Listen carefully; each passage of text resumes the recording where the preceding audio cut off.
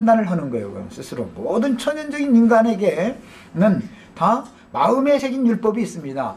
그 마음에 새긴 율법을 가지고는 사람을 통제하고 제한시킬 수가 없기 때문에 죄가 자꾸 더하니까 그 마음에 새긴 율법이 있어도 법으로서 효능을 발휘하지 못하니까 하나님께서 유대인들을 택하여 부르셔가지고 시내산에 불러 모으신 다음에 그것에서 토라라고 하는 문자로 기록한 율법을 더해줬다.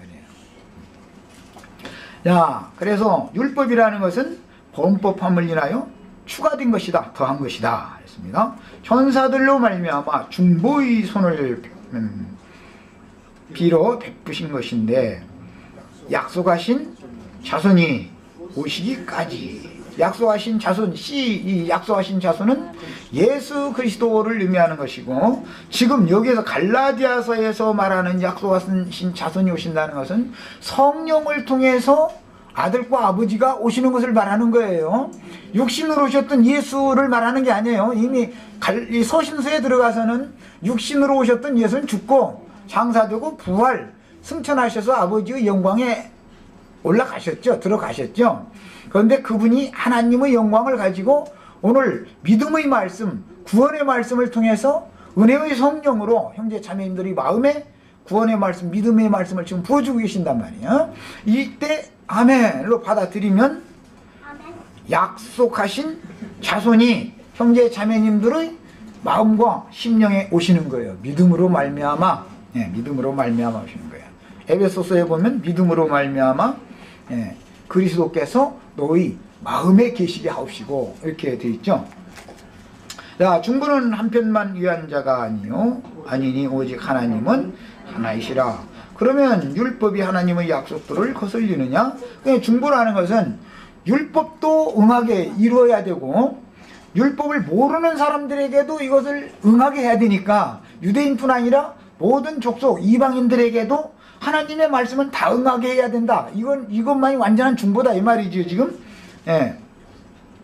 결코 그럴 수 없느니라. 만일 능히 살게 하는 율법을 주셨다면 의가 반드시 율법으로 말미암아 쓰리라. 그러나 성경이 모든 것을 죄 아래 가두었으니, 성경이 모든 것을 죄 아래 가두었다라는 것은 율법을 행하는 것마저도 죄다 이 말이죠.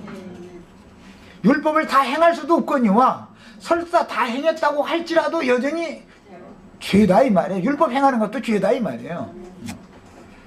그러면 죄에서 해방, 죄에서 벗어나려면 믿음의 법으로나 해방받는 거다, 이제 이 얘기를 하는 것이죠.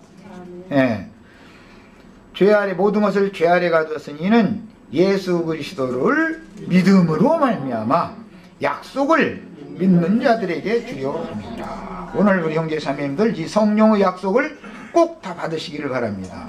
믿는 자에게만. 율법을 다 행할 수도 없지만 항상 다 지켜 행하라고 그랬는데 항상 다 지켜 행할 수도 없거니와 항상 다 지켜 행할 것처럼 자신 있는 제하는 사람 치고 자기가 율법을 범한 것이 있으면 우물우물 감추고 남에게는 그럴싸한 모습으로 나타내려고 하는 위선자가 자꾸 되게 마련이죠. 하나님은 이것을 외식하는 거, 이 위선자가 되는 것을 아주 싫어하는 거예요. 정직한 게 필요해. 하나님 앞에 나갈 때는 나는 하나님 요구하는 율법을 다 행할 수가 없습니다. 주님께서 은혜를 주셔서 나에게 그 은사로 주시는 믿음이 나에게 임해져서 주님의 말씀이 믿어지게 해주시길 바랍니다. 이렇게 기도를 해야지 하나님이 요구하시기만 하면 난 지켜 행했습니다 이러면 안 된다는 거예요. 할 수가 없는 거니까 기본적으로. 그 다음에 이제 23절 줄을 쳐놓습니다. 22절 하반부 예수 그리스도를 믿음으로 말미암은 약속을 믿는 자들에게 주려 하심이니라. 믿음이 오기 전에 그런 걸 보니까 율법 시대라고 하는 것은 믿음이 오기 전에의 시대를 말하는 것이죠. 이게 이제 분기점이죠.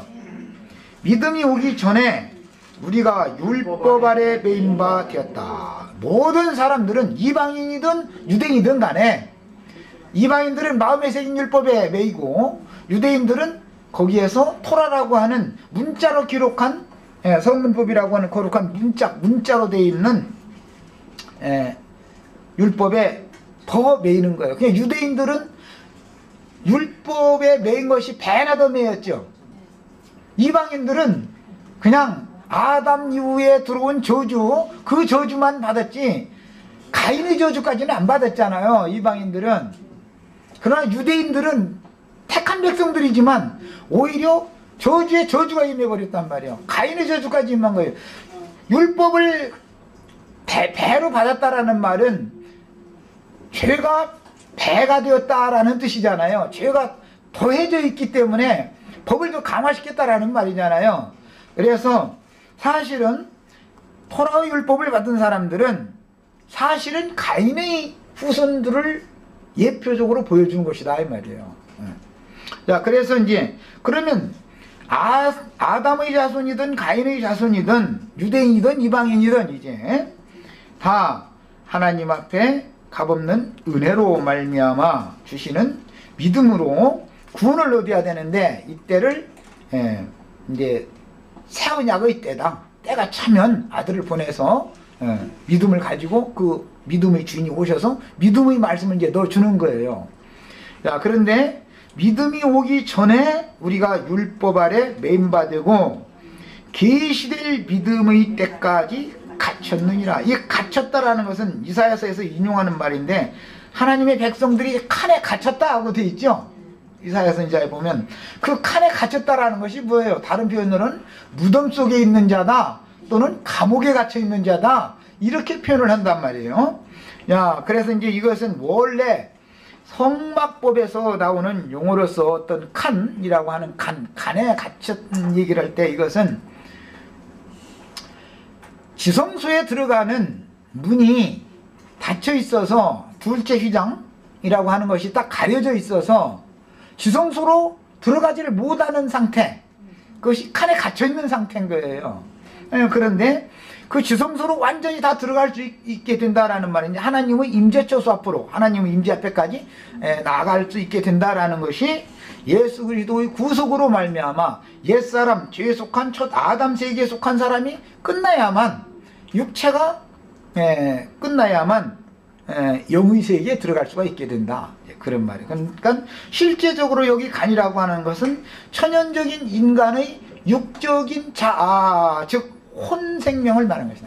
사람의 혼이라고 하는 것, 각 사람의 사단에게 점령당해져 있는 인간의 혼 기능 안에 갇혀져 있는 것, 이것은 자기 자신 안에 스스로 갇혀 있다 이 말이에요. 모든 사람이 복음을 깨닫기 전에는 자기 옳은 것에 다 갇혀 있죠. 아내와 남편이 왜 싸워요? 내가 옳으니까 안 싸우죠. 자기 안에 스스로 갇혀 있기 때문에 그러는 것이죠. 해방받아 버리면 싸울 일이 없겠죠.